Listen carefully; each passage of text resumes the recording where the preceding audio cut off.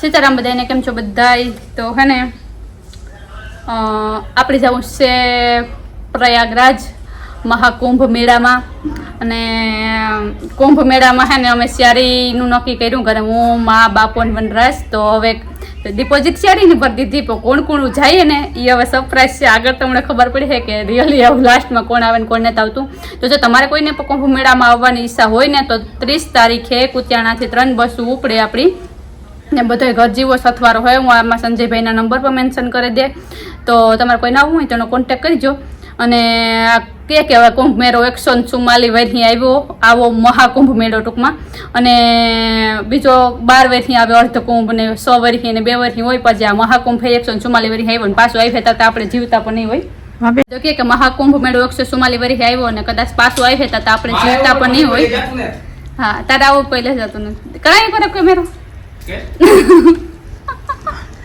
હા, તો ટૂંકમાં હે ને મારી મા હારે ગઈ હાલવાનું નામ સાંભળ્યું હતી, કારણ કે 30 કિલોમીટર બધા કહે કે હાલવું પડે, પછી 30 કિલોમીટર હાલવું પડે. તો મારી મા કે પછી 30 કિલોમીટર હાલવાનું હે ને પાછું એટલો સામાન લઈને ના હારે ગઈ. ને બીજું કે ઠંડી બહુ જ હે તો ટાઈટને લીધે જ રાખ હારે ગઈ. તો હવે જોઈએ, કારણ કે બધાનું હે ને નોખું રિવ્યુ છે. જીગા એને પણ મેં ફોન કરીને પૂછ્યો તો ઘણા કહે કે નથી હાલવું પડતું, ઘણા કહે કે હાલવું પડે, ઘણા કહે કે બસું જાતી હતું ત્યારે ફ્રીમાં, અત્યારે એ બસું બંધ થઈ ગયું, ઘણા કહે કે કુલી છે, ઘણા કહે કે રિક્ષા છે. તો હવે બધાનો હે ને અલગ અલગ અભિપ્રાય છે. કોઈ ટૂંકમાં કન્ફર્મ પાકું નથી કહેતું કે આપણે ઘરેથી ઘૂંટડો ઉતરે. તો ઘૂંટડો તો હું જા પછી હું ખુદ જોવાનું જાણા તો ઓફકોર્સ તમે વિડીયોના માધ્યમથી હું જે કંઈ પણ એ બધું તમને દેખાડી, બધું કે મારાથી જેટલું કવર થાય એટલું કવર કરી ને માહિતી જેટલી અપાશે એટલી હું તમને આપી. અને બીજું તો એ કે ના બહુ ટ્રાફિક થઈ ગઈ, 50-60 કરોડ પબ્લિક છે તો મરે જાય ને પાછા ન આવીએ ને ટૂંકમાં ઓફકોર્સ ટ્રબલ તો પડવાની છે. જો ઘરથી જઈએ એટલે ખાવા પીવાનો હુવા બેસવાનો ટાઈમ ન રહીએ તો આપણે થોડો થાકોડો લાગે, સ્વાભાવિક છે. અને જીવતા ન આવીએ તો કાં આપણે હોવિખાનો નંબર ઉભો નિભાગ પડે, હસવાઈ જાય ને. એ વાત તીર્થધામમાં આપણું મોત આવે એવા ભાગ ભરે આપણા ક્યાંથી હોય. તો કઈ કઈ જગ્યાએ જે જાય ને બસ એ પણ હું તમને કહેતા.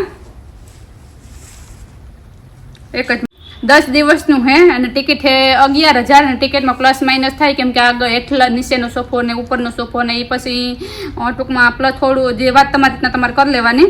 અને એમાં 2 ટાઈમ સવારનો ચા નાસ્તો અને બપોરે જમવાનું આપે ને સ્થળ હે ઉપલેટાથી ઉપડે હે. અને પછી ઉજ્જૈન મહાકાલેશ્વર જ્યોતિર્લિંગના દર્શન, ચિત્રકૂટ, હનુમાન ધારા, સ્ફટિક શિલા, અનસુયા આશ્રમ, રામગઢ. એટલે જવાના સ્થળ હે ઉપલેટા, ઉજ્જૈન, ચિત્રકૂટ, ગુપ્તા ગોદાવરી, પ્રયાગરાજ, બનારસ, અયોધ્યા, સપૈયા, ઓમકાલેશ્વર ને પાછા રિટર્ન ઉપલેટા. એમાં એટલી જગ્યા આપણે કરાવશે. 2 ટાઈમ ખાવાનું આપશે, 1 ટાઈમ સવારમાં નાસ્તો ને 2 ટાઈમ ચા. તો ઓફકોર્સ એ તો પ્લસ માઇનસ પછી થતું હોય બસનું. ને પછી આ બધું હે ને વધારે તમારે જો આવવું હોય કોઈને તો જે 30 તારીખે બસ ઉપડે તો તમે કોન્ટેક્ટ કરજો અને તમારું કંઈ પણ બુકિંગ હોય તો કરાવી લીજો. આ ફ્રી ઓફ પ્રમોશન હે, કારણ કે કોઈને પાવવું હોય તો કોઈને પણ ફાયદો થાય ટૂંકમાં. તો હાલો ને હા, એક હું મેન્શન કરતા મહાકુંભના મેળામાં કે સિમલા મારે જે જાઉં તું ઘણા મને પૂછે કે તું સિમલા કેમ નથી ગઈ ને મારા જાણીતાને બધાય પૂછે કે શાંતિ સિમલા કેમ નથી ગઈ. તો હું સિમલા જાઉં તું હાવ રિયલ હાસી વાત હતી, પણ મારા બાપા બીમાર પડ્યા, મારા બાપા ઉપલેટા દાખલ હતા, જે મેં વિડીયોમાં જે મેન્શન નથી કર્યું એના લીધેથી મારું કેન્સલ થયું. ને પછી મારા બાપાને કોણ વધે ગયા ને તો હું અહીંયા 2 ટાઈમ 5 દિવસ સુધી બાટલા ચડાવવા ગયા 2 ટાઈમ.